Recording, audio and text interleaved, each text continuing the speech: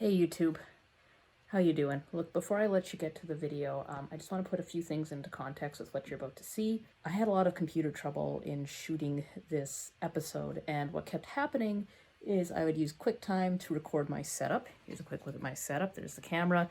So basically I'm kind of doing a screen recording, and certain files were too big or something. I don't know what caused this. It's been happening a few times and it happens randomly. Basically, the file corrupts so I can't export it, and when I use a workaround to export it, the footage freezes up. So what you're basically going to see is what I could save, and I don't think it's going to be the greatest, and it's not exactly everything that I was hoping it was going to look like, so I'm sorry for that. Otherwise, enjoy the video as much as you can. I hope it gives you an idea of this cool-ass sketchbook that I made. Anyways.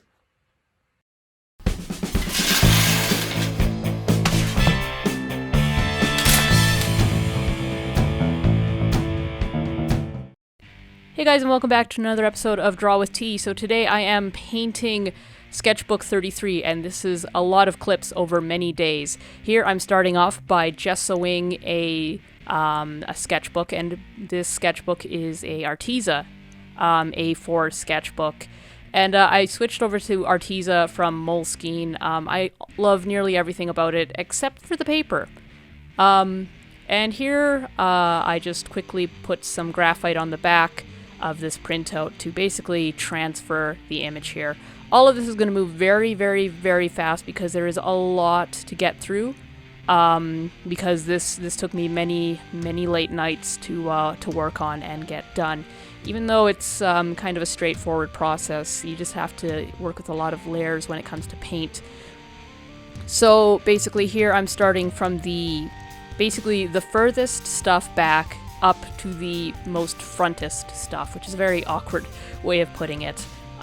Normally I do a very dark coat of gesso on my sketchbook covers, but as I found with Sketchbook 32, trying to layer up the color yellow on top of very dark colors is a pain in the arse, and it's honestly better to just struggle with layering up dark colors on white gesso than it is to do it the other way around.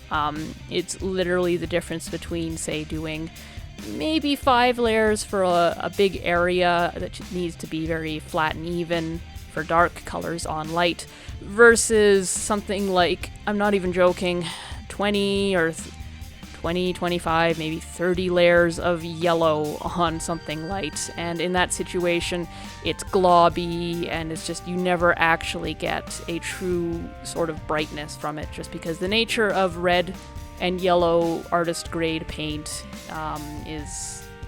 they're very translucent, transparent.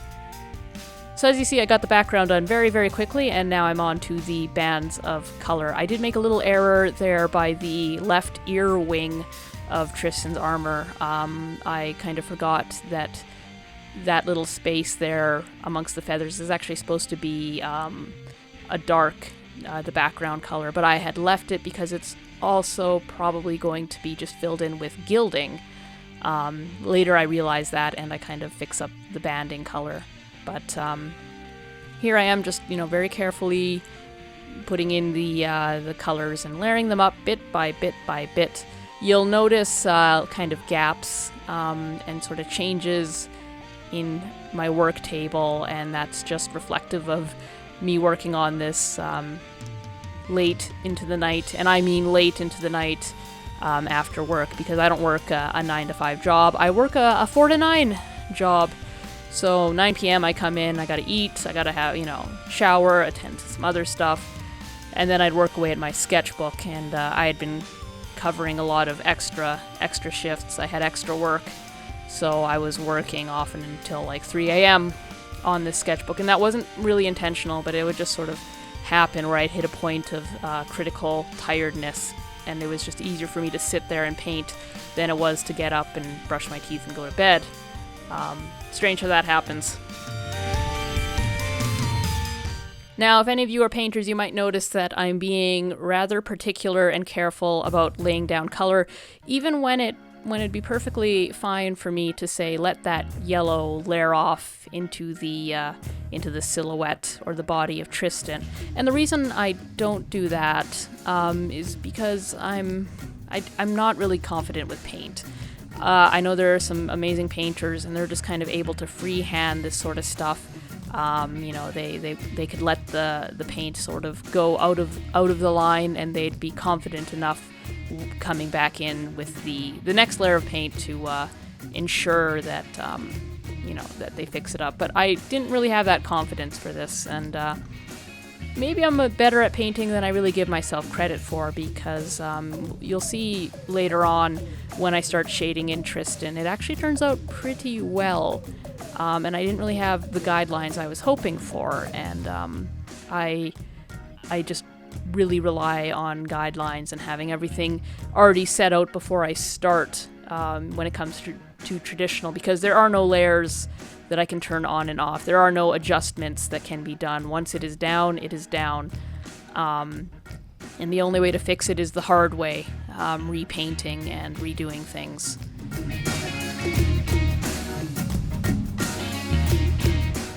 So I'm going to mention my materials here. I'm working mostly with Golden brand acrylic paints. I do have a couple of Winsor & Newtons, and this paint in particular, this blue I'm applying, is a nearly pure cerulean blue from Winsor & Newton. It's probably one of my favorite paints. I don't know if I'm particularly attached to the Winsor & Newton brand, but it was just kind of an old paint that I had from before art college, or that I might have gotten for art college. I don't remember, and I just really like this blue nearly out of the tube. It's very versatile, and since I use a lot of this blue, especially in painting, it's great to have something already pre-mixed like that. Otherwise, they're all Golden paints, and most of them are from my college days. For some reason, we had to buy Golden brand paint. I think it was because we had to do very specific color wheels, and it was just easier for the instructors to say, mix, roughly half of this Golden brand paint with this Golden brand paint, and you'll get the result, which was very helpful as a painting noob, not really understanding how I could achieve those colors, without that kind of guideline. Now I could probably figure it out on my own, but I kind of have this sort of weird bond with Golden paint. Just like, I know it works and I trust it, and I'm sure a lot of paint brands at that level are the same, but I'll probably keep with Golden unless I can find a cheaper as good alternative, which is kind of hard because I have a student discount and access to Golden paints, so that's that. Brushes are the same brushes I used in college. I believe they're called Golden Taklon, and I'll be needing a new set of them soon because these are the very same brushes that I used in college, and they had already been heavily used back in my first year, some 5 or 6 or might even be 7 years ago now, and they're really starting to show their age, especially the fact I use them. I use them for my acrylics, and I also use the exact same brushes to apply the glue of my gilding. And glue is terrible on paint brushes, but somehow I've made do this long, and they really are ratty, and they've really lost all their tips and stuff, and the brush strands are just terrible, but I mean, I still get good results done with them. I kind of have this weird knack of being able to get really good results out of subpar tools. I was very much known in my college days for doing entire cut paper projects with a single dull-bladed X-Acto knife blade, and couldn't tell you how I do it. It just seems to be a weird talent that I've got. Anyways, now I'm moving on from the rainbow band head thingy from Tristan's helmet, and I'm now moving on to the silhouette. And this is done in a very, very dark blue, and it'll take me many, many, many layers. I'm basically starting off by using my one size of brush to continuously go over the smaller, more detailed parts.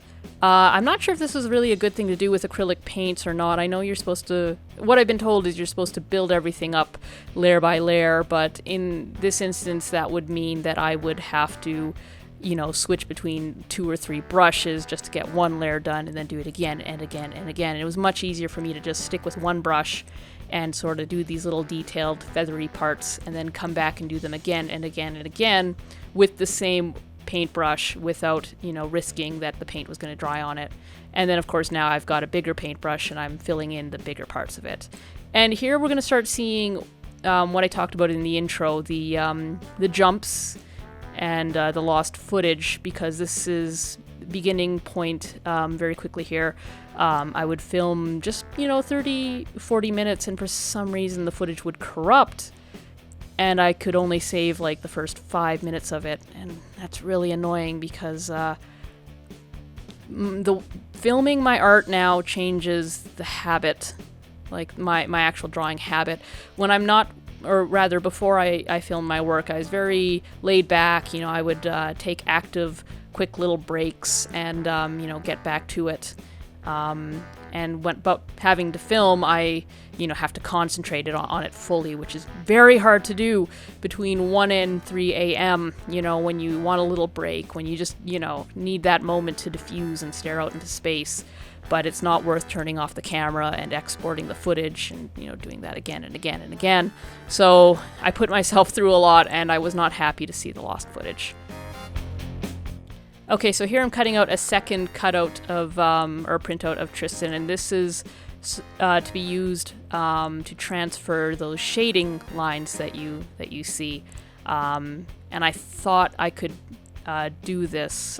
You can see, again, this is an instance of me cutting this out with a very, very dull X-Acto blade, but somehow I can do it. It's my magic power, is just to be really precise in cutting stuff out with a very, very dull blade. I would not recommend doing this at home, but I do prefer cutting with a blade rather than scissors. So there you see it lines up actually pretty well. Here again, I'm taking some 4B grade graphite, just putting it on the back of Tristan, smearing it out with a Kleenex, and I'm hoping that the lines will transfer. Now, unfortunately, with this sort of transfer method, it's not very prominent. It works better on light colors, and here I realized this isn't going to work.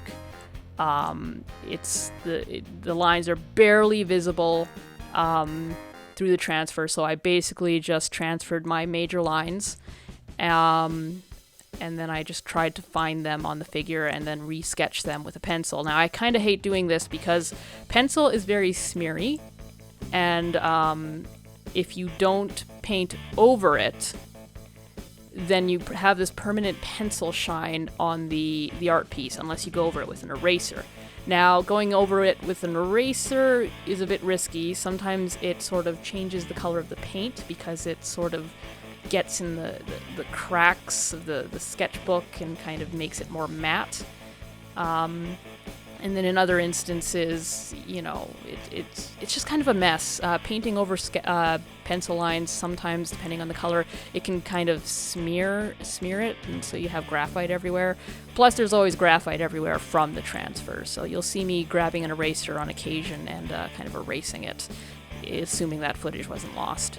This is now where we get into a lot of lost footage here, which makes me really sad because this was an amazing thing I was hoping to capture, and this is me actually doing some good shading work in acrylic. I was so proud of myself. This is nothing to write home about for a lot of artists, but for me this is one of those big major moments of coming over a mental block and realizing that this is something I can do. This isn't I'm not as bad at this as I thought, and it wasn't even all that hard to do. It was just sort of thin layers of a lighter paint, and then mixing that lighter paint with the other layers of paint, and it just wasn't as hard as I was worried about. Now, some areas are a little better than others. Thankfully, everything on the head turned out amazingly, and I'm glad that I captured a lot of the footage here for the head. Unfortunately, a chunk of the body paint was either done, off screen, and then what was on screen was the lost footage, which is really unfortunate here.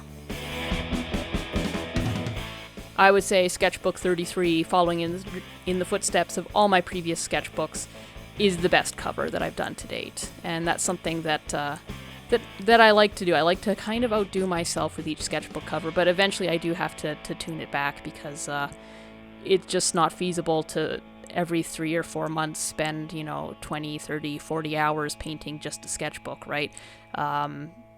At some point, it's got to get much more simpler if I'm filling them up rapidly.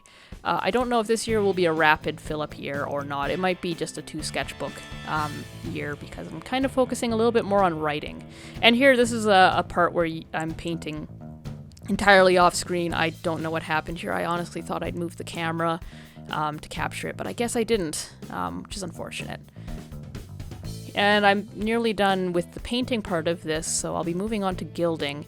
And one of the lost footages was me applying the lines, the guidelines for the gilding, unfortunately. But we have this nice little shot here of me starting off by applying Tristan's eyes, and then a few bits of the gilding around her head. And this was done before I had to rush off to work. I just happened to have a little bit of time.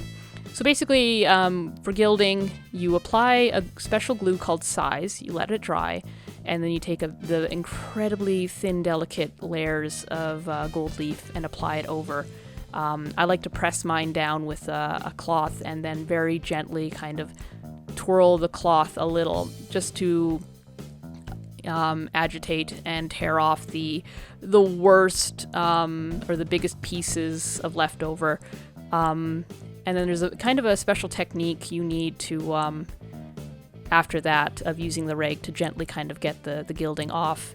If you go at the wrong angles, what happens is you'll tear the leaf off the glue in some instances. Now the glue sticks pretty well to the gilding, but you kind of have to, you don't want to rub into the gilding, you want to rub more out from the gilding. Otherwise, if you rub into the gilding, you'll kind of tear little streaks out of it, because sometimes the glue that you lay down just, is a little thin in that area, or the gilding just, wasn't quite strongly attached. You kind of have, you got to get your timing right.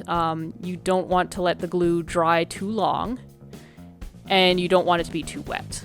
And if you work on large areas of gilding, that can be a problem, because by the first area you paint will be getting too dry, and then the area that you've just finished will be too wet.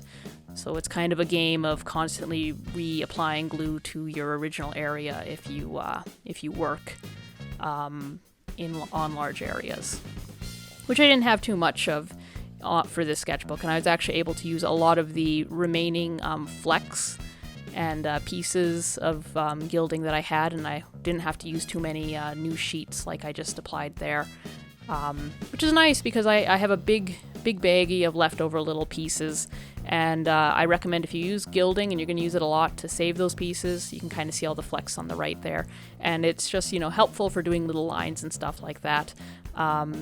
Now this is where I lose footage, and I'm quite mad about it. So we basically are going to cut away right about here, and I had filmed the entirety of that section, and it was really well shot, but it's all gone now. So here I am finishing up with the words, and unfortunately you didn't get to see me do too much with the words. After this, though, you do get to see the entirety of me applying the gilding to the triangle, and you get to see kind of an inverse of the wording, where the 33 is the only thing that isn't gilded. After that, the sketchbook is done, and I'll be showing that to you and letting you see it in all of its gilded glory. Let me know what you thought of this sketchbook, whether you think I did better than Sketchbook 32. I mean, I think I did. Yeah, like, comment, and subscribe if you guys haven't. Stay tuned, because this is my new sketchbook.